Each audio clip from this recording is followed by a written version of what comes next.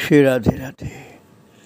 भक्तों, कुछ पिछले पुण्य होते हैं जो संत का दर्शन कराते हैं। विशेष भाग्य कह लीजिए या तपस्या कह लीजिए, क्योंकि कहा गया ना, पुण्य पुंज बिन मिलहि न संता, सत्संगत संसृति कर अंता। पुण्य पुंज, और पुण्य क्या है? भगवत भक्तों की सेवा पूजा, उनसे प्रेम, उनकी सेवा। तो उन्हीं के सेवा से पुण्य पुंज धीरे धीरे हो जाता है।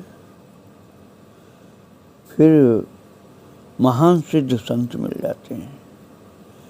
और एक ऐसे ही भाग्यशाली की चर्चा मैं कल आपको सुना रहा था, जिनका नाम था पई। दक्षिण भारत के एक भाग्यशाली व्यक्ति।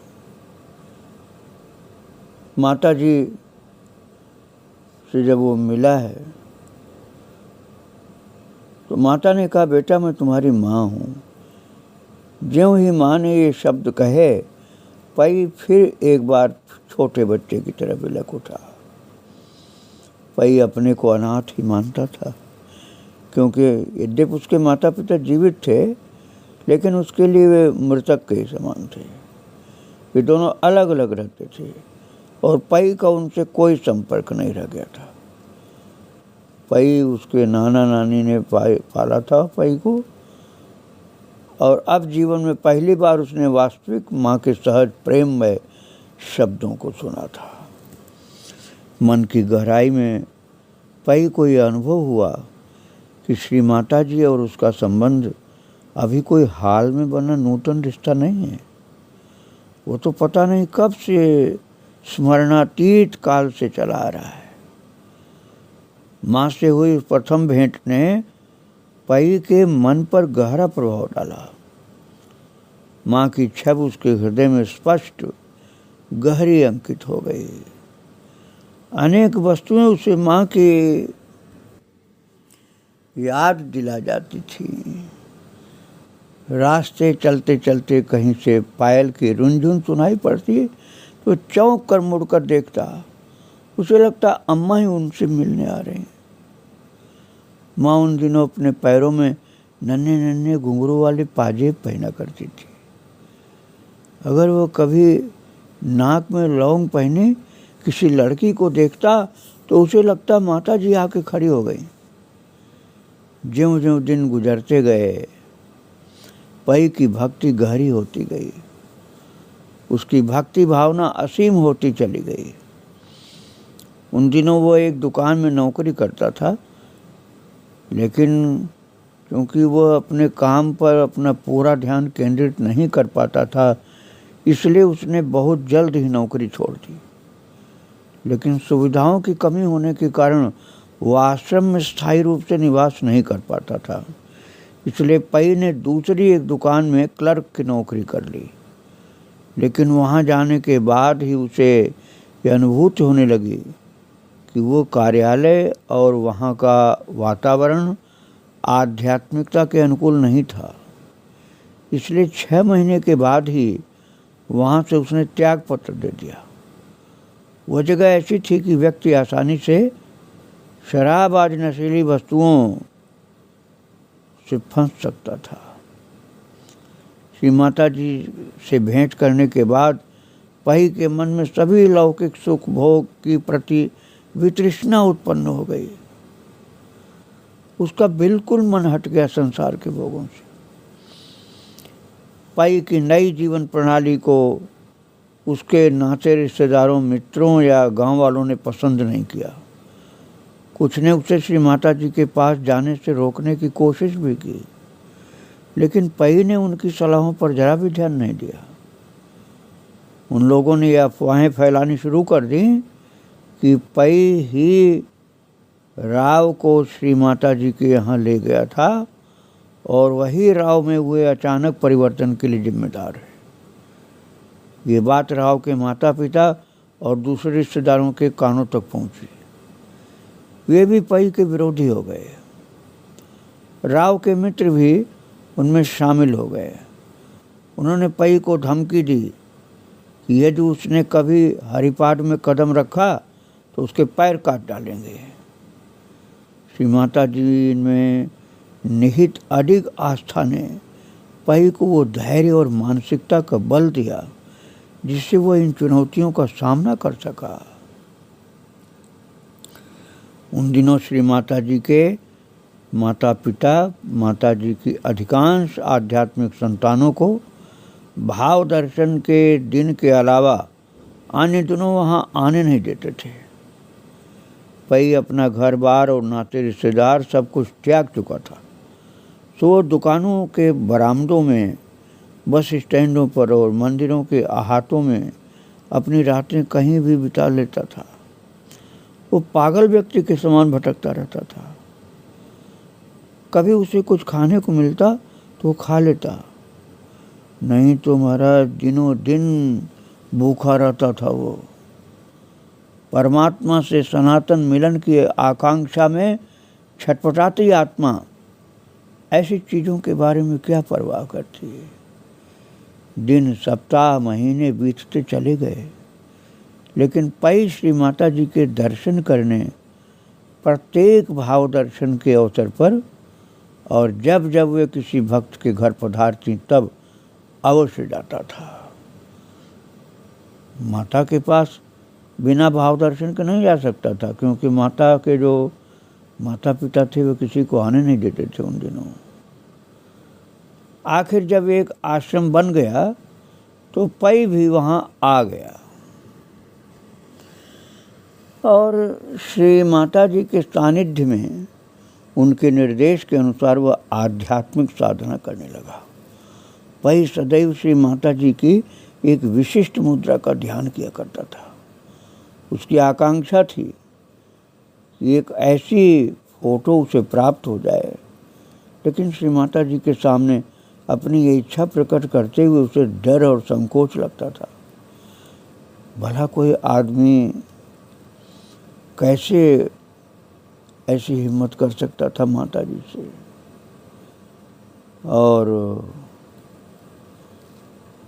और ये कहना कि आप एक विशिष्ट मुद्रा में बैठें, मैं आपकी फ़ोटो उतारना चाहता हूँ, ऐसा कोई श्रद्धावान भक्त जल्दी माता से कह नहीं सकता था, संकोच के कारण। उसने इस बारे में किसी से भी दिल खोलकर बात नहीं की। एक दिन पई को इस बात पर बड़ी पीड़ा हुई और वो बड़ी देर तक रोता रहा। अचानक माँ उसके पास आई और मुस्कुराते हुए बोली, बेटा, माँ तुम्हारी इच्छा से अवगत है, माँ उसे पूरी करेगी।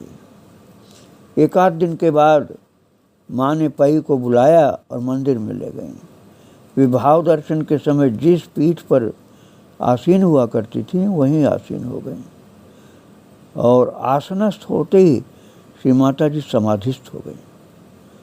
और यही वो मुद्रा थी जो पई को अत्यंत प्रिय थी।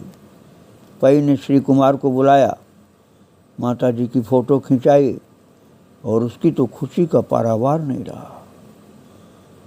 यदि कोई शास्त्र पुराण में पारंगत नहीं हो तो भी गुरु की कृपा से वो कुशल वक्ता बन सकता है। पई का एक अनुभव इस तथ्य को सिद्ध करता है। भक्तों, एक बार त्रिवेंद्रम से एक भक्त श्री माता जी के दर्शन के लिए आए। वे चाहते थे कि माता जी के संतानों में से एक आएं और श्रीमद् रामायण महाकाव्य पर 7 दिवसीय प्रवचन रखें। उन्होंने माता जी से प्रार्थना की कि कृपया अपने संतानों में से एक को भेज दें ताकि उनकी ये मनोकामना पूर्ण हो सके। श्री माता जी ने उनसे कहा, इन बच्चों में से किसी ने भी रामायण का अध्ययन नहीं किया है, इसलिए आपकी प्रार्थना को पूर्ण कर पाना कठिन है। भक्त ने कहा, माता जी कृपया ऐसा न कहें, मैं अपने लोगों से वादा कर चुका हूँ कि मैं किसी न किसी को लेकर आऊँगा, कृपया मेरी इज्जत बचाइए। आखिरकार माँ ने यह तय किया कि पई जाकर प्रवचन देगा। जब पई को इस बात का पता चला तो वो दंग रह गया। उसने सोचा रामायण का पठन और अध्यापन मैंने तो किया ही नहीं कभी। मैंने न पठन किया न अध्ययन किया, तो बिना अध्ययन बिना पठन के भला मैं प्रवचन कैसे कर पाऊंगा? रामायण के विषय में मुझे तो कुछ भी जानकारी नहीं है। पर माता के लिए तो कुछ भी असंभव नहीं। माँ ने पई को बुलाया और उससे कहा कि जाकर पुस्तकालय से रामायण ले आओ। और फिर जब रामायण ले आया हो तो माता जी ने उसमें से सुंदरकांड खोला और पई से कहा कि वो पढ़ो। और अब वो मुश्किल से 10 पंक्तियाँ पढ़ी होंगी कि माता जी ने उसे रुक जाने को कहा और बोली, बस काफ़ी हो गया, अब तुम जाओ। माता जी के शब्दों में गहन आस्था रखते हुए पई त्रिवेंद्रम के लिए चल पड़ा। वे वहाँ 7 दिन रहे और रामायण पर प्रवचन देते रहे। प्रवचन में बड़ी सफलता मिली। सभी ने पई की विषय की पकड़ और अंतर्दृष्टि की भूर भूर सराहना की। 7वें दिन अंत में पई ने बड़े स्पष्ट रूप से सबके सामने सत्य बात रख दी कि उन्होंने तो रामायण पढ़ा तक नहीं थे। वो जो कुछ उनके द्वारा हुआ केवल माता जी की कृपा का परिणाम था। लेकिन किसी ने उनकी बात पर विश्वास नहीं किया। गुरु की असीम अनुकंपा और कृपा के समकक्ष कुछ भी नहीं होता। पई ने बड़े विश्वास के साथ ये बात बताई, लेकिन लोगों ने नहीं माना। लोगों ने यही समझा रामायण का बड़ा अच्छा विद्वान है। यही कृपा जो पई को अनुभव हुई, गुरु कृपा, मानव को महान बना देती है भक्तों।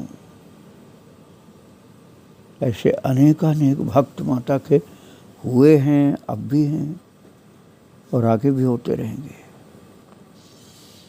एक भक्त रामकृष्ण केरल के पालघाट क्षेत्र के एक ब्राह्मण माता पिता के संतान हैं।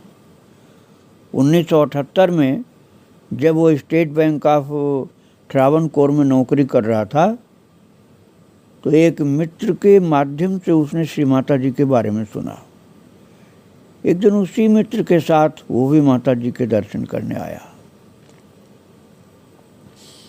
यद्यपि रामकृष्णन का जन्म और लालन पालन धार्मिक परंपरावादी परिवार में हुआ था, लेकिन कॉलेज जीवन में बुरी संगत की वजह से वो गलत राह पर जा पड़ा था। पहले दिन ज्यों ही उसने माता जी को देखा तो फूट फूट कर रो पड़ा। उन पावन आंसुओं से उसकी सभी आंतरिक मलों को, जो भी उसके अंदर मल थे अर्थात पाप थे, दुर्गुण थे, उन सब को धो डाला उसके आंसुओं ने और मूल कोमलता प्रकट होने लगी। उसके बाद से करीब प्रत्येक भाव दर्शन के अवसर पर माता जी के दर्शन के लिए आने लगा। वो छोटे बालक की तरह रो पड़ता और माता जी से प्रार्थना करता कि वे उसे उसकी इष्ट देवी मदुरई मीनाक्षी के दर्शन करवा दें। और कुछ विशिष्ट दिनों पर वो इस दुख में उपवास किया करता था कि उसे देवी के दर्शन नहीं हो सके। ऐसे अवसरों पर श्री माता जी उसके भूखे रहने पर कुछ न कुछ उसको खिला देती थी बिना उसके बोले। देवी भाव के दौरान माता जी की गोद में लेटकर उत्कट विरह पीड़ा से आंसू बहाता हुआ वो पूछता, माँ क्या कल तुम मेरे सम्मुख आओगे? कम से कम मुझे अपने पायलों की रुंझुन तो सुना ले दो माँ। उसका समर्पण भाव इतना निष्ठापूर्ण और संपूर्ण था कि उसे अनेक बार अपनी इष्ट देवी की छवि के दर्शन का सौभाग्य प्राप्त हुआ। और कभी कभी तो उसे माता जी की पायलों की रुंझुन सुनाई देती, तो कभी उसे माँ की पवित्र सुंदर दिव्य छवि के दर्शन भी हो जाते, या फिर कभी उसे अपने आसपास के वातावरण में दिव्य दिव्य गंध की अनुभूति होने लग जाती थी। ऐसी कृपा उसके ऊपर हो गई थी। रामकृष्णन के जीवन में 2 ऐसी महत्वपूर्ण घटनाएं हुई जिनसे प्रेरित होकर के उसने सांसारिक जीवन का त्याग करने और वैराग्यपूर्ण और आध्यात्मिक जीवन को ग्रहण करने का निश्चय किया। पहली घटना उस दिन हुई जब उसने श्री माता जी से मंत्र दीक्षा प्राप्त की। उस पावन अवसर पर उसे ऐसी अनुभूति हुई कि एक अव्यक्त शक्ति माता जी की तरफ से उसके भीतर प्रवाहित हुई, जिसने जीवन के अर्थ और लक्ष्य के प्रति उसकी संपूर्ण अवधारणा को ही परिवर्तन कर दिया। दूसरी घटना अलग है।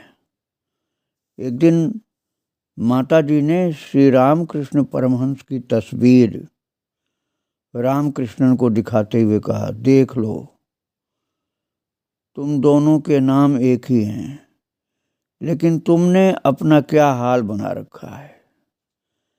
माता जी के ये शब्द रामकृष्णन के हृदय की गहराइयों तक वज्र प्रहार की तरह जा गिरे और वास्तविक साधक बनने की अपनी आकांक्षा को उसने और उत्कट कर लिया। गर्मी के मौसम की एक संध्या को रामकृष्णन देवी भाव के दौरान माता जी के दर्शन के लिए गया। माँ मंदिर के अंदर जहाँ बैठी थी वहाँ बहुत गर्मी पड़ रही थी। माता जी ने उससे कहा कि वह उन्हें पंखा झले, लेकिन रामकृष्ण थोड़ा सा हिचकिचाया क्योंकि मंदिर के बाहर कुछ युवतियाँ खड़ी थीं और रामकृष्णन के मन में विचार उठा कि यदि स्टेट बैंक में नौकरी करने वाला मुझ जैसा एक नवयुवक किसी महिला को पंखा झलेगा तो ये युवतियाँ हंसी उड़ाएंगी। ये सोचकर उसने माँ को पंखा नहीं झला। लेकिन जब वो दर्शन के बाद मंदिर से बाहर निकल रहा था तो दरवाजे के ऊपर के लकड़ी से उसका सिर जोर से टकरा गया। देखकर वहाँ खड़ी सारी युवतियाँ खिलखिलाकर हंस पड़ी। रामकृष्ण का चेहरा फक पड़ गया और वो संकोच से गड़ गया। अगले दिन जब रामकृष्ण दर्शन के लिए गया तो माता जी ने उसे बुलाया और कहा, कल मैंने तुमसे कहा तो भी तुमने पंखा नहीं जला, तो मैंने सोचा कि तुम्हारे हित में होगा कि तुम्हें उन्हीं युवतियों की हंसी का पात्र बनाऊं जिनकी हंसी का तुम्हें डर था। अगली बार भाव दर्शन के समय से रामकृष्ण माता जी के कहे बिना ही उन्हें पंखा जलने लगा। एक बार रामकृष्णन को आश्रम से 100 किलोमीटर दूर स्थित बैंक की एक शाखा में स्थानांतरित कर दिया, ट्रांसफ़र हो गया वहाँ। तो तिजोरी की चाबी उसके जिम्मे थी और उसे प्रतिदिन ठीक 10 बजे सवेरे बैंक में उपस्थित होना होता था। रविवार रात को भाव दर्शन के पश्चात अगले दिन सवेरे रामकृष्णन ने बस पकड़ी और अपने कार्यालय से लगभग 13 किलोमीटर दूर स्थित बस स्टॉप पर उतरा। वहाँ पूछताछ करने पर पता चला कि उसके गंतव्य स्थान पर पहुँचने के लिए वहाँ से 10 बजे के पहले कोई बस नहीं जाती थी। उसने टैक्सी की तलाश करनी शुरू की, लेकिन वहाँ एक भी उपलब्ध नहीं थी। चिंतित और परेशान होकर वो पुकार उठा, अम्मा। कुछ ही क्षणों के भीतर मोटरसाइकिल पर सवार एक व्यक्ति वहाँ आया और ठीक रामकृष्ण के सामने आ रुका। वह एकदम कोई अपरिचित व्यक्ति था। रामकृष्ण की ओर मुड़कर उसने कहा, मैं पंपा कुडा, वही गांव जहाँ की रामकृष्ण नौकरी कर रहा था, वहाँ के लिए बोला कि मैं जा रहा हूँ। 10 बजे तक यहाँ कोई बस नहीं मिलेगी, तो अगर तुम चाहो तो मैं तुम्हें वहाँ छोड़ सकता हूँ। रामकृष्ण उसके पीछे मोटरसाइकिल पर सवार होकर अपने गंतव्य स्थान पर पहुँच गया और ठीक 10 बजे उसने बैंक में प्रवेश किया। बाद में रामकृष्ण के प्रश्न का समाधान करते हुए माता जी ने कहा यदि पूरी आस्था के साथ एक बार भी पुकारा जाए तो पर्याप्त है, भगवान वहाँ पहुँच जाते हैं। 1981 में रामकृष्ण को एक अनुभव हुआ जिसने उसे वह सीख दी कि उसे अपने आध्यात्मिक गुरु के निर्देशों का पूरी तरह से पालन करना चाहिए। रामकृष्ण के माता पिता को भय था कि यदि वो अधिक दिनों तक आश्रम में रह गया तो सन्यासी बन जाएगा, तो वे चाहते थे कि उसका स्थानांतरण बैंक की उस शाखा में हो जाए जो उसके माता पिता के आवास के निकट हो। और भक्तों, उनके निरंतर जोर देते रहने के कारण रामकृष्ण ने माताजी की अनुमति या सलाह लिए बिना ही स्थानांतरण के लिए बैंक में आवेदन पत्र दे डाला। कुछ दिनों बाद उसका मन बदल गया और उसके बैंक अधिकारियों को एक और पत्र लिखकर सूचित किया कि वे उसके पहले आवेदन पत्र को रद्द समझें और उस पर ध्यान न दें। एक दिन माताजी ने उससे कहा, बैंक को भेजे गए दूसरे पत्र के बारे में पूछताछ कर लो तो बेहतर होगा। माता ने कहा, लगता है कि वो पत्र वहाँ पहुँचा नहीं है।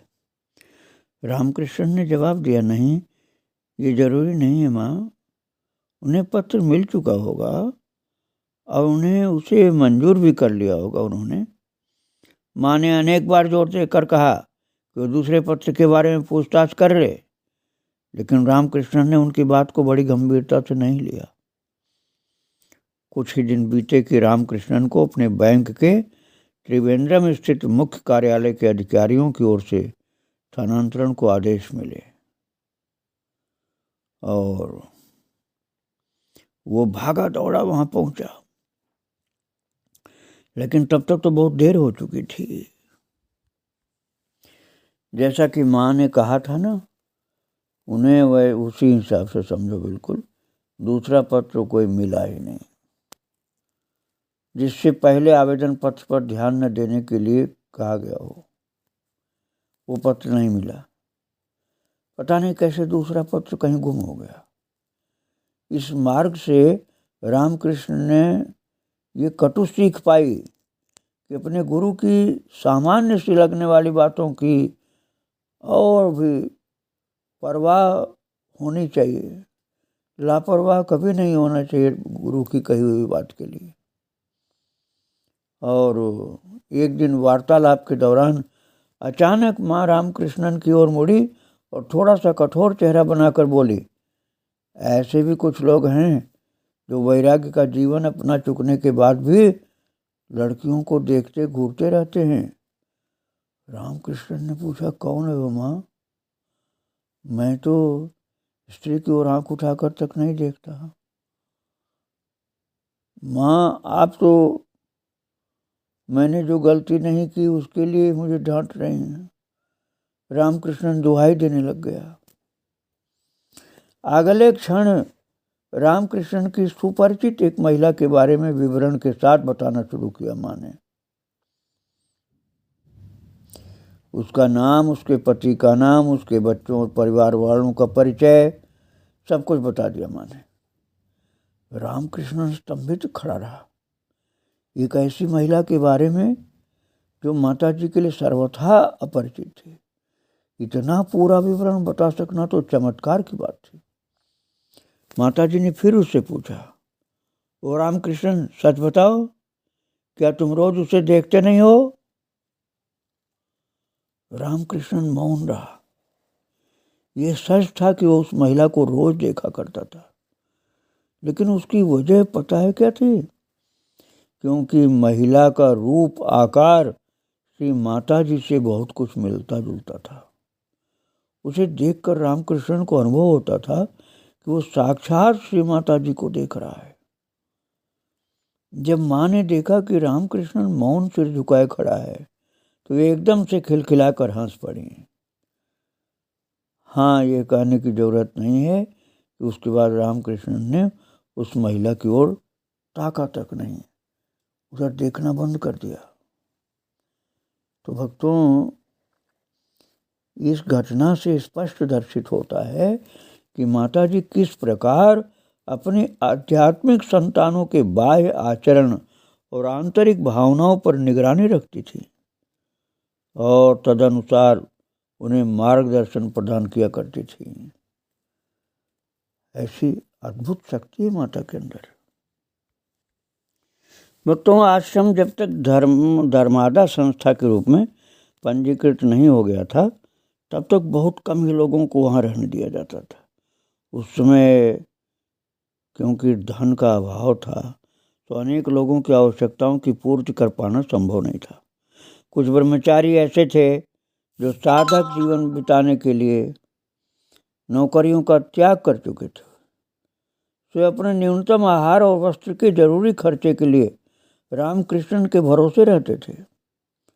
रामकृष्ण क्योंकि अभी तक नौकरी कर रहा था, तो खुशी खुशी अपनी आय से उन लोगों की सहायता कर देता था। आश्रम के अपने प्रारंभिक दिनों में रामकृष्ण को लगा करता था कि माता जी के दो भिन्न व्यक्तित्व हैं, एक वे स्वयं हैं और दूसरा भाव दर्शन के दौरान का उनका अवतारी दिव्य रूप है। इस विचार से उसके मानस में बड़ा द्वंद्व चलता रहता था और इस तरह सोच सोच कर वो परेशान हो जाया करता था। आखिरकार उसने माता जी से प्रार्थना की कि उस पर कृपा करें, उसके चित्त के भ्रम को दूर करें। एक रात्रि को उसने श्री माता जी के छवि के दर्शन किए। वे श्वेत परिधान में थीं और सामान्य भाव में थी। ये उन दिनों की बात है जब माता जी ने संपूर्ण श्वेत परिधान धारण करना प्रारंभ भी नहीं किया था। इस दर्शन के बाद रामकृष्ण को यह विश्वास हो गया कि मूलतः माता जी एक ही हैं, फिर वे चाहे किसी भाव में हों। रामकृष्ण की माता जी में गहन आस्था होती गई और क्रमशः उसका संपूर्ण मानस उनके दिव्य रूप में और नाम में केंद्रित होता चला गया। इस मनस्थिति ने उसके काम करने की जगह में अनेक विषम परिस्थितियां उत्पन्न कर दी। कभी कभी पैसों की गिनती करने में वो गलती कर जाता, कभी बैंक के लेखा जोखा में चूक हो जाती। 1982 में वो आश्रम में आकर बस गया और जैसे तैसे उसने अपनी नौकरी भी जारी रखी।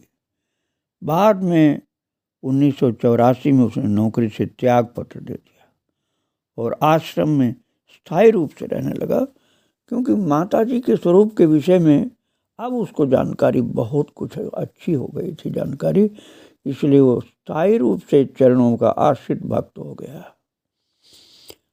आगे मैं आपको और श्रद्धावान भक्तों के विषय में बताऊंगा जो माता जी के विशेष कृपा पात्र हैं। आज यहीं विराम दे रहा हूँ। माता के चरणों में बारंबार प्रणाम। श्री राधे राधे।